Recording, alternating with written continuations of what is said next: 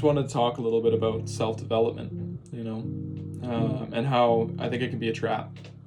Waiting to do the thing after I've done all the work up into it, like even this video. I don't feel that I'm ready to record this right now, but I feel that if I continue to just try and sit on this idea, I'll never post it because I'll never be perfect, Not trying to discredit working on yourself. I feel like it's really important for life to keep unfolding. It's been one of the most important things for me in my life that's changed my perspective. It also hasn't solved all my problems. It's made me more aware of them. It's also helped me develop a perspective which doesn't make me as overwhelmed when these problems come up, like when I get triggered and shit like that. I'm able to be more aware and present with myself and say, yeah, that bothered me. That's okay. Sometimes I refer to it as inner work or the work, and I think it has to do with self-reflection, curiosity, non-judgmental awareness of who I am, and just like holding space for myself. And when I say holding space, I mean like creating a space within myself to allow me to exist in, and then I can use my curiosity to wander within that space. But if I'm trying to rigidly put myself in one direction, it becomes this sort of, there's a lot of resistance, I try to do it with other people too, and it allows me to move towards what I think is important in life, which is connection. So what feels like a trap about inner work is that I'm always trying to get somewhere. I've spent 5 or 6 years now trying to get to a place where I no longer suffer. I no longer feel pain emotionally. I don't think I'm alone in this. I feel like there's a lot of people who can relate in some sense.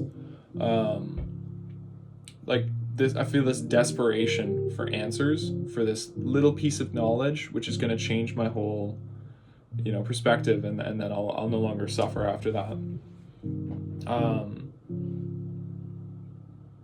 This is kind of part of the spiritual path, from what I know. Enlightenment doesn't mean to me anymore. It used to be the idea of no longer suffering, but now I feel that it's sort of playing both sides of the fence. Being enlightened means being one with everything and being connected and in communion with the universe or God or whatever it is that's your higher power, as well as being in your body in this incarnation on this planet and stubbing your toe and it still hurts. I think of some of the enlightened beings that I've heard of in the past. While they're in their body in this world, they still feel pain. They can still get hurt. They still suffer. But their connection and their communion with the universe basically gives them a different perspective, where they're not the same. They're not so enmeshed in their body and in their identity and in their ego and in all these things that make them fight with people and be mean to their loved ones and all those sorts of things. Create more suffering. They're working towards removing suffering, not creating it, even though they can't fully remove suffering. That's part of life. I kind of noticed within myself this desire for answers, answers to my problems. Even if that's not actually through like a positive framework. So whether it's like drugs, I talk a little bit about porn sometimes, social media, technology, all of these things are something that feels like it has an answer because it makes me not suffer for a period of time. There's also other things that I've found that I've used to try and not suffer, like spirituality, prayer, meditation, working out. It's like, if I just get jacked enough, I won't be rejected anymore and I won't have to suffer. Finding a relationship. If I have this person there for me, then I won't have to suffer. All of these things are sort of like a way to try and get around one of the Buddhist noble truths, which is, I think the first one is that suffering exists, right? So it's like I'm trying to escape this, right? It's like the answer's always just around the corner. And one thing that's nice about life is you never know what's around the corner. It could be more suffering, and it probably will be, but it will also be wonderful, beautiful experiences, friends, family, adventures.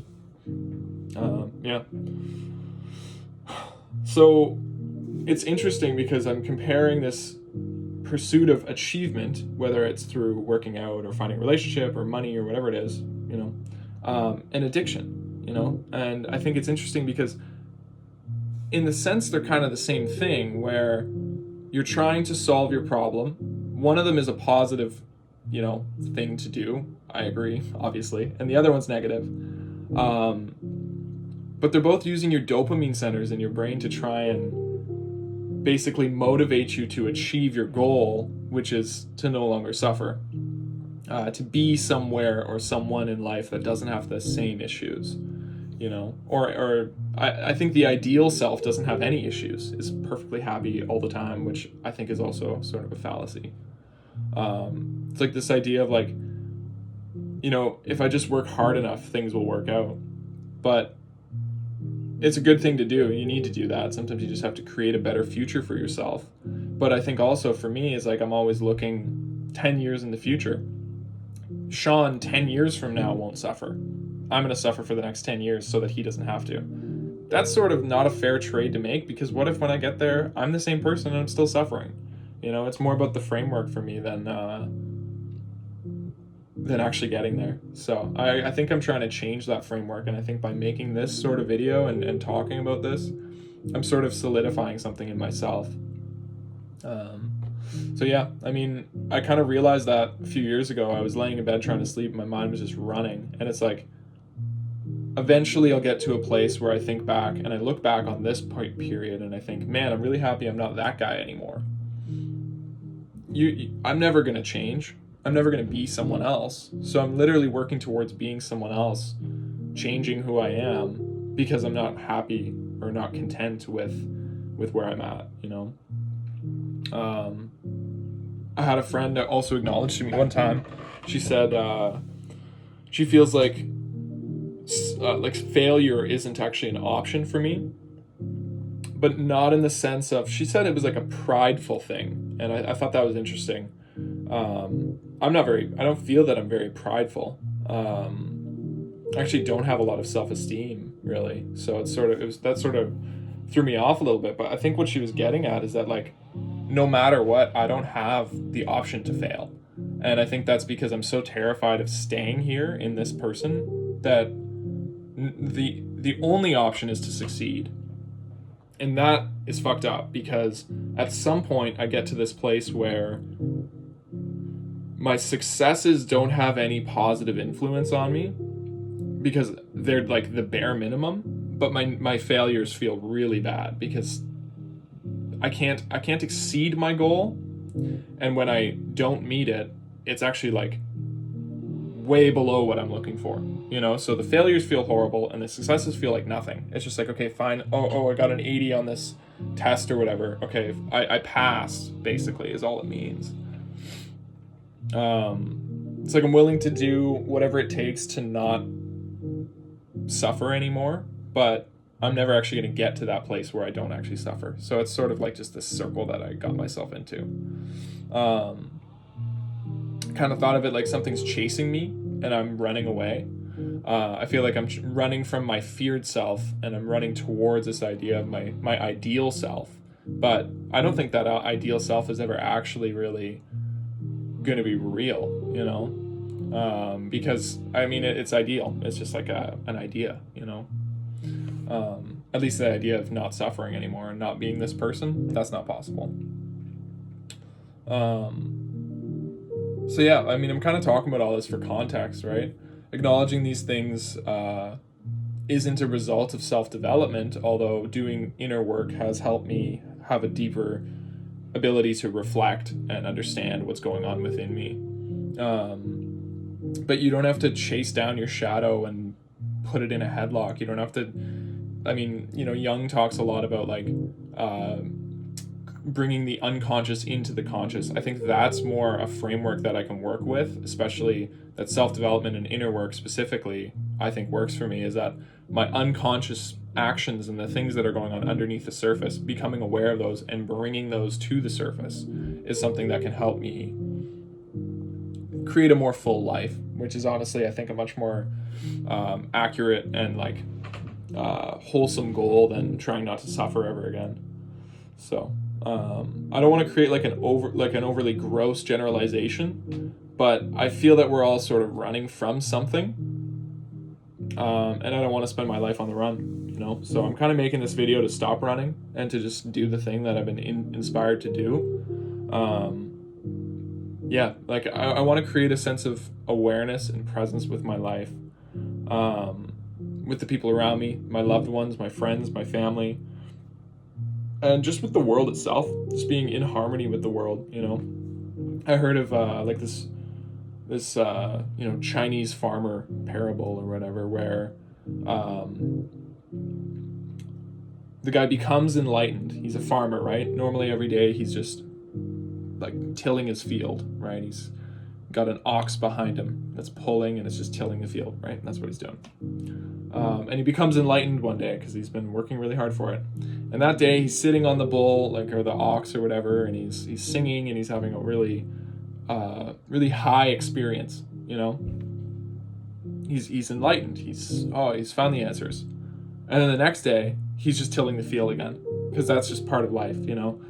Something my therapist used to say is like, you'll always have to chop wood and carry water. Like, you're never going to escape the just what it means to be alive, you know. I heard this quote, I think it's Rumi, and it's like, when I am in that place and you are in that place, we are one. That sort of shifts the idea of like this existential loneliness. It's like, okay, if we have this existential feeling of loneliness, this deep suffering, and there is a place that I can be in within myself where I am one with you when you're in that place, that sort of solves the problem, you know? Like, that sort of solves my delusional thinking about confusion and all that sort of stuff. Like, why am I on this earth? What am I doing? Well, if I can be in that place and I can be one with the universe, other people, nature, just one, then I don't have to be so afraid, you know? So coming into that place of oneness, like the practice of non-duality, has been really profound for me. It's been helpful, but I also still get all caught up in this sort of stuff, this sort of thinking too, because it doesn't solve the problems, which is okay, because it gives me a better framework to talk about them and to share with people. It's like that idea of Maya, you know, in Buddhism or yoga or whatever, the illusion of separateness, you know. It's like, are you and I really are we actually separate from the world around us? You know, like, you and I breathe the same air, we drink the same water, the food we eat becomes our cells. We literally are the food we eat on a cellular level. Why do we think we're so separated, you know?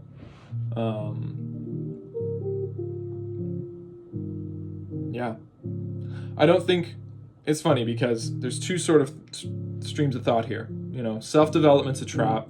Don't constantly be chasing the next thing or the next get a six-pack or whatever it is that's gonna solve your problem. Do it because you're living life fully. The other aspect of it is, there is a sense of self-development which I believe you can come into through being present with yourself, you know, being present and being reflective and understanding where you come from, you know,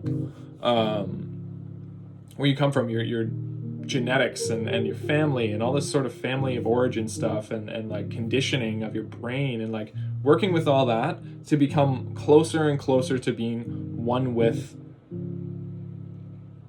the sort of source of consciousness versus being so enmeshed in your ego and your identity and all that sort of stuff.